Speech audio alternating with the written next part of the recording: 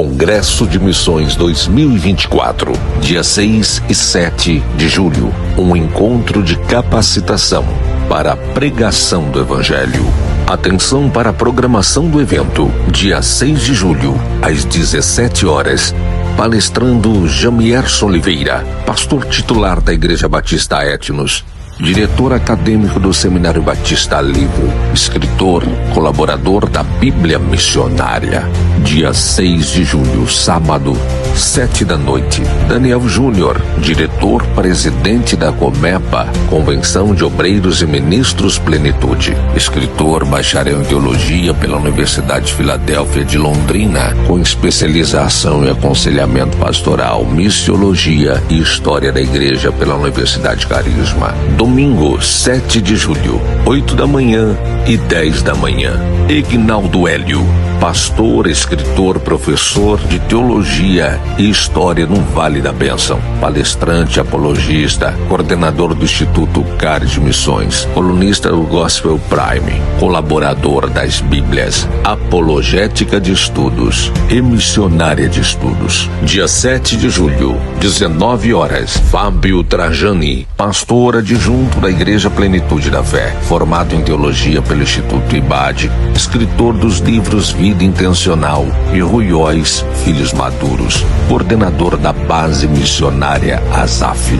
Congresso de Missões 2024, o teu encontro com a capacitação de Deus para a pregação do Evangelho. Local, Igreja Plenitude da Fé, Rua Coronel Santos Cardoso 320, no centro da cidade de Mogi das Cruzes, São Paulo. Entrada, 1 quilo de alimento não perecível para envio imediato às famílias que mais precisam. Plenitude da Fé, uma igreja de transformações e milagres.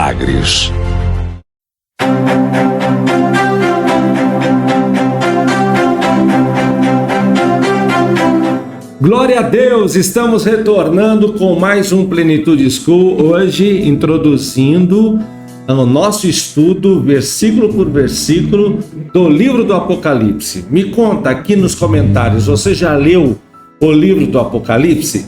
Responda para mim, tá? E aproveite, já veja se você está inscrito no nosso canal, se você já clicou aqui nos sininhos, todas as notificações, sininho todas, para você receber os nossos vídeos. Do lado de lá, o meu amigo pastor Sérgio. A paz do Senhor, pastor. A paz do Senhor, apóstolo, a paz do Senhor a todos os nossos queridos irmãos que nos acompanham. Estamos aqui novamente para falar um pouco das coisas de Deus, da palavra de Deus, e a meditar num livro de extrema importância, que é o livro do Apocalipse.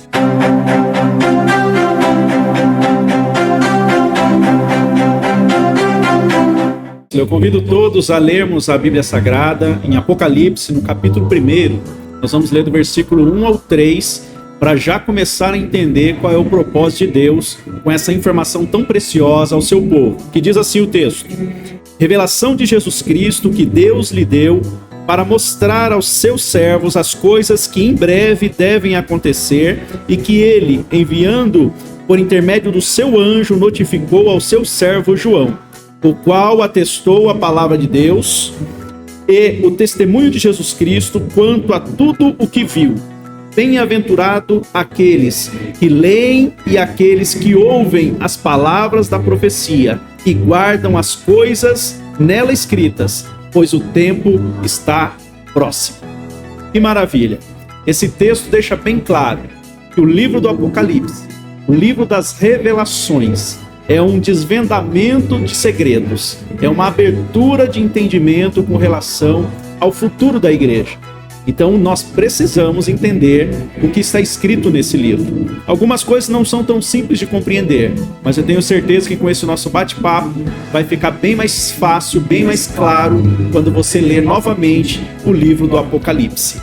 O próprio Jesus disse para João registrar, e a preocupação era com relação ao tempo. É breve, é rápido, é o momento, é para agora. Amém? Qual é o propósito de alguém escrever algo tão profundo e tão cheio de mistérios como o livro do Apocalipse? É maravilhoso saber que Deus tem cuidado de nós. O propósito principal deste livro, embora algumas pessoas tenham medo de ler o Apocalipse, acreditam que nunca entenderão o Apocalipse, é justamente o contrário. O Senhor Jesus mandou o seu profeta, o seu discípulo amado, o nosso querido João, escrever justamente para confortar a igreja. Então esse livro tem como propósito confortar a igreja que passava por grande tribulação, passava por situações de perseguição, vivia uma vida de conflitos com a sociedade desde o início da sua fundação. Então esse livro visa justamente satisfazer a necessidade de consolação. O Senhor traz a revelação para informar a igreja que crescia, avançava em meio à grande perseguição, que no final das contas vai valer a pena. E Deus estava ciente, conhecia todas as coisas e sabia que mesmo com aflição, mesmo sendo perseguido pelo mal, mesmo com todas as forças do inimigo ali atuando contra a igreja seria vencedora. Então ele queria confortar a igreja, que ele estava atento, estava pronto para resgatar o seu povo. Muito bem, pastor. Agora conta para quem está em casa qual é o tema do livro, qual é a finalidade e o tema dele. Nós já vimos que o propósito é consolar a igreja militante, né? É ajudar a igreja nesses conflitos cotidianos. O tema do livro é justamente relacionado à vitória de Cristo e da igreja contra as forças do inimigo, contra Satanás e seus seguidores. Olha só o versículo 14 do capítulo 17 que diz assim, ó: pelejarão eles contra o Cordeiro e o Cordeiro os vencerá, pois é o Senhor dos senhores e o Rei dos reis. Vencerão também os chamados, eleitos e fiéis que se acham com ele. Então o tema principal desse livro é a vitória do Cordeiro, de Cristo. É a vitória também de sua igreja. Vamos ler também Apocalipse 22, versículo 14. Apóstolo, pode ler por gentileza? Bem-aventurados aqueles que guardam os seus mandamentos, para que tenham direito à árvore da vida e possam entrar na cidade pelas portas. Pastor Sérgio? Maravilha. Então nós vemos aqui Jesus triunfante sobre a morte, o inferno, o dragão, a besta, o falso profeta, a Babilônia, os ímpios. A igreja que tem sido perseguida ao longo dos séculos, mesmo suportando martírio, ela é vencedora. E esse versículo vem trazer essa verdade para as nossas vidas, nosso coração. Nós estamos aqui dando uma introdução, nós ainda vamos ver capítulo a capítulo, parar em alguns versículos extremamente importantes. Aqui é um panorama geral para você entender que esse livro deve ser lido para te consolar. Esse livro é realmente a garantia da vitória de Cristo e da igreja. E esse livro garante a nossa vitória.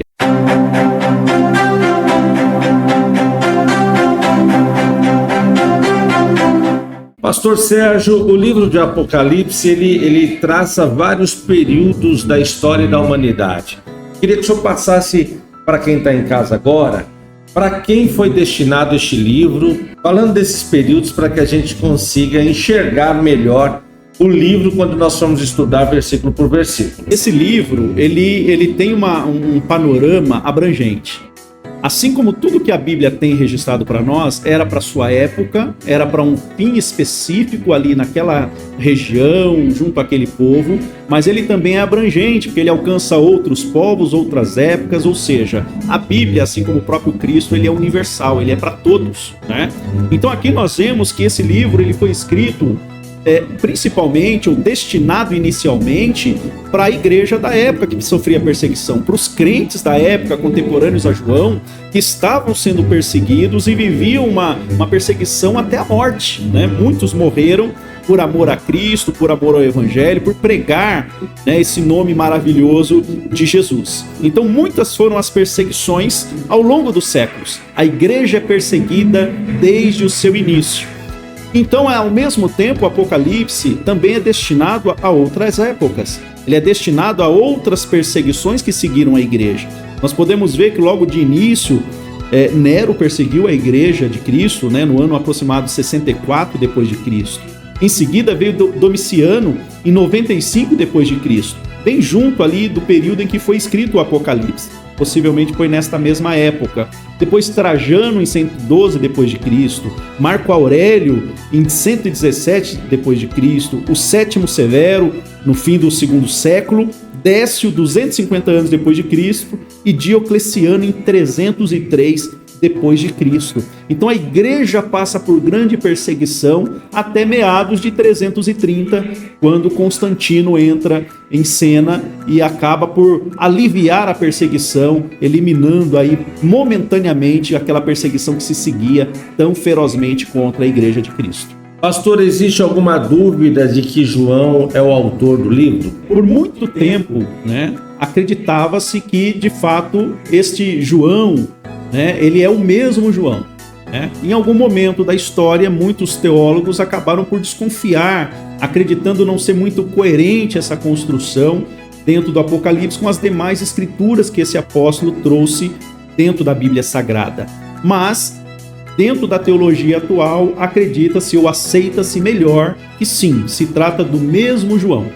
Embora no Apocalipse ele não é mencionado como João o apóstolo, ele é tratado como profeta, nós entendemos, por todo o que a gente já estudamos a respeito da Bíblia Sagrada, que se trata do mesmo João. Então é o mesmo João que escreveu o Evangelho, é o mesmo João que escreveu as cartas de 1º, 2º e 3º João, e é esse João que também está encerrando aí o seu ministério na ilha de Patmos, escrevendo a respeito das revelações de Jesus Cristo.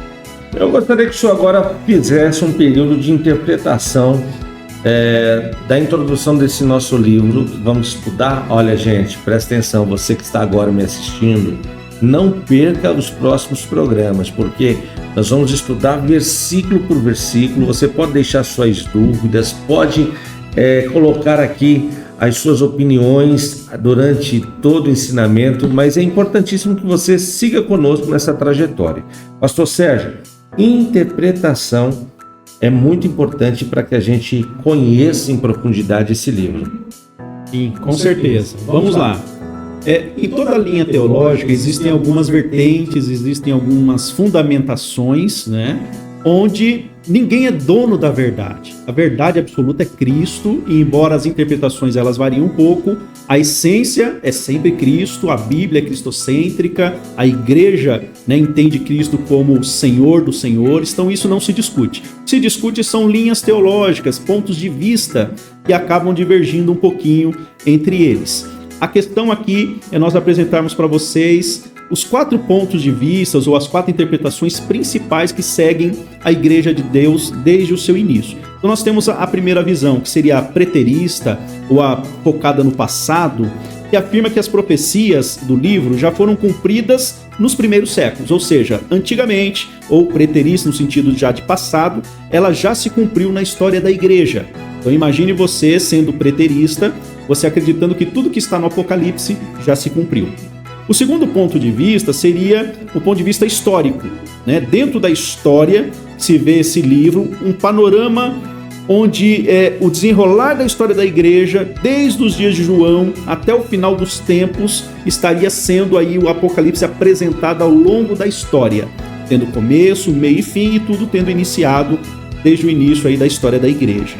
Em terceiro lugar, vem os idealistas, ou a filosofia idealista, que considera que o livro ele é uma representação figurativa dos grandes eventos, ou os principais eventos entre o bem e o mal. Um constante conflito entre o bem e o mal dentro da história. E por último, a visão futurista, que seria ou entende que a maior parte do livro do Apocalipse, por exemplo, do capítulo 4 até o capítulo 22, se trata de uma profecia a ser cumprida. Então nós teríamos do capítulo 1 ao 3 as igrejas, ou as cartas às igrejas da Ásia, que seria para sua época, ou seria imediato ali no seu contexto de cumprimento, mas a partir do capítulo 4 até o final do livro, capítulo 22, se trataria de uma visão futurista, ou seja, os eventos ainda irão acontecer.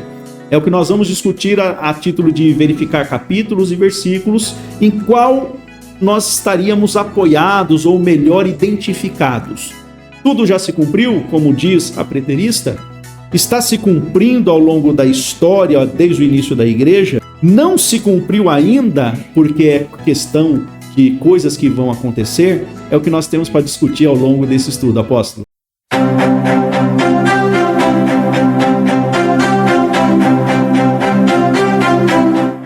Pastor Sérgio, de uma forma panorâmica, eu gostaria que o senhor falasse sobre o conteúdo do livro do Apocalipse, para que todo mundo já vá se familiarizando e tendo aquele gostinho de querer aprender versículo por versículo com a gente a partir da próxima semana.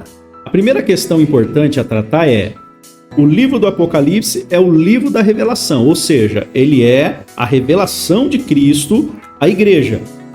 Ou seja, espera-se que seja compreendido, que seja entendido, né? Então, se é uma revelação, é uma necessidade que se entenda o que foi revelado.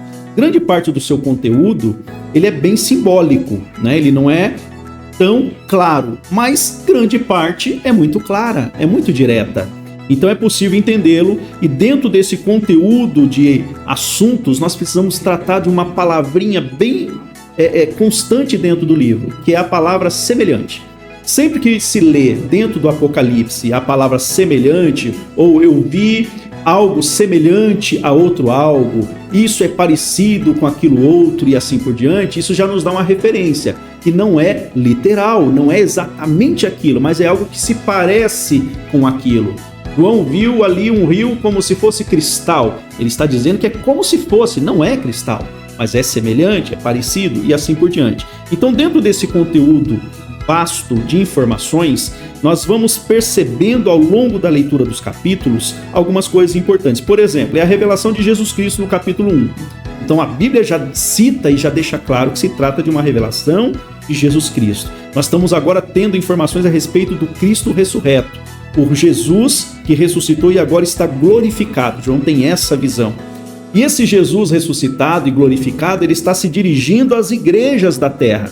E aí no capítulo 2 ao 3, ele está trazendo informações importantes às igrejas da época de João, que precisavam ser alertadas com relação a algumas questões de conduta. Ele é o Cordeiro morto que ressuscitou, está sendo louvado e adorado. A adoração é dirigida a ele, capítulos 4 e 5. O julgamento do período vindouro e da tribulação de 7 anos, por exemplo, também estão ali dentro do contexto da ação do Cordeiro, fazendo justiça, dos capítulos 6 ao 19, especificamente do 16 ao 17.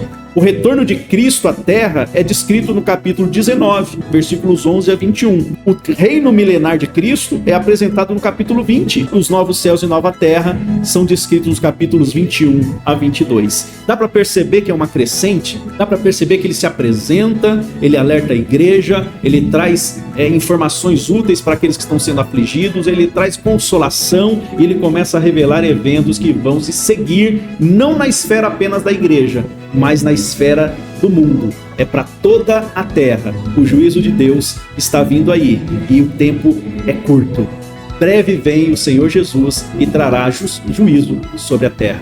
Antes de terminar, quero agradecer já ao pastor Sérgio e pedir para que ele faça aqui rapidamente, nesses últimos minutos, um esboço do livro e que possa ser apresentado para os nossos irmãos com aquele desejo de voltar na próxima semana. Tá bom, pastor Sérgio? Tá ótimo, pastor. Já agradeço a todos vocês que estão conosco. Não esqueça de curtir, de dar o seu like, de se inscrever no canal, de divulgar e informar outros irmãos que queiram aprender também juntamente conosco. Manda aí os seus comentários, coloca as suas dúvidas. Eu sei que você tem dúvidas sobre a questão da tribulação, se nós somos pré-tribulacionista, mid-tribulacionista ou pós-tribulacionista. É importantíssimo que você entenda qual é a doutrina da sua igreja. Não é pecado pensar que não passaremos por tribulação. Não é pecado pensar que não passaremos por tribulação, mas é importante que você saiba qual é a crença ou credo da sua igreja para que você siga obediente dentro do seu ministério. O mais importante para os nossos irmãos que são aqui da nossa igreja, Plenitude da Fé, é saber que nós somos pré-tribulacionistas, mas isso aí vem para o futuro. Daqui a pouquinho a gente vai falar sobre isso nos próximos vídeos. No esboço, olha que interessante, no versículo 19, no capítulo 1, as coisas que vistes, né? Essa pequena frase dentro do versículo se refere à visão que João teve de Cristo ressurreto no capítulo 1. Então aquilo que ele viu, o que ele está vendo ali, é Jesus sendo apresentado. As coisas que são, Isso compreende, dentro desse mesmo versículo, as cartas às 7 igrejas da Ásia. Então isso é presente, isso é no momento. E também as coisas que hão de acontecer depois destas. Essas já são as profecias do capítulo 4 a 22. Então nós vamos entrar rapidamente no capítulo 1, no nosso próximo encontro. Nós depois seguiremos no capítulo 2, capítulo 3, e você vai construindo uma visão panorâmica de todo o conteúdo do livro de Apocalipse. O mais importante, o que nós esperamos em Deus, é que você aprenda mais da sua palavra e não tenha medo do livro do Apocalipse. É isso, gente. Por hoje é só. Esperamos, aguardamos por você na próxima semana. E compartilhe o vídeo até lá, tá bom? Pastor Sérgio, Deus abençoe o senhor. Até a próxima. Deus abençoe.